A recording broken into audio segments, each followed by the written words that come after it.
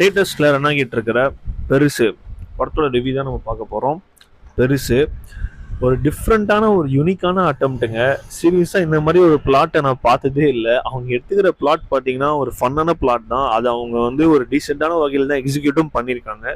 First ஹாஃபும் சரி, second ஹாஃபும் சரி, ரெண்டுமே பார்த்தீங்கன்னா ஒரு டீசெண்டாக இருந்துச்சு. ஸ்டார்டிங் நம்மளுக்கு பார்த்தீங்கன்னா எங்கேயுமே போர் அடிக்கல. அதே டைமில் படம் பயங்கரமாக இருக்குது அப்படின்னும் சொல்ல முடியல. அதே டைமில் படம் ரொம்ப மொக்கையாகவும் இருக்குது அப்படின்னும் சொல்ல முடியல.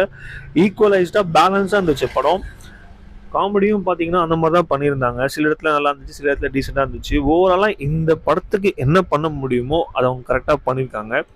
மைனஸ் அப்படி என்னன்னு கேட்டிங்கன்னு பார்த்தீங்கன்னா, படத்தில் நிறைய சீன்ஸில் பார்த்தீங்கன்னா பேக்ரவுண்ட் வந்து சைலண்ட்டாகவே இருக்குது. ஏன் அவங்க ஏதாவது ஒரு மியூசிக் போட்டிருக்கலாம், ஒரு மைல்டாவோ அம்மிங்லையோ ஏதாவது ஒரு மியூசிக் போட்டிருக்கலாம். எதுவுமே போடாமல் நிறைய இடங்களில் பார்த்தீங்கன்னா சைலண்ட்டாக இருந்தது. அது எனக்கு ஒரு பெரிய மைனஸாக பட்டுது. பெர்ஃபார்மன்ஸ் வைஸ் எல்லாருமே படத்துக்கு சூப்பராக பண்ணியிருந்தாங்க. குறிப்பாக சொல்லணும்னா சுனில் தான் படத்தை வந்து லீட் பண்ணி கொண்டு போகிறாரு. அவர் படத்தில் சூப்பராக பண்ணிட்டாரு. வைபவ் படத்தில் அவருக்கு என்ன கேரக்டர் கொடுத்தாங்களோ அதை டீசெண்டாக கரெக்டாக நீட்டாக பண்ணியிருக்காரு அப்படின்னே சொல்லலாம்.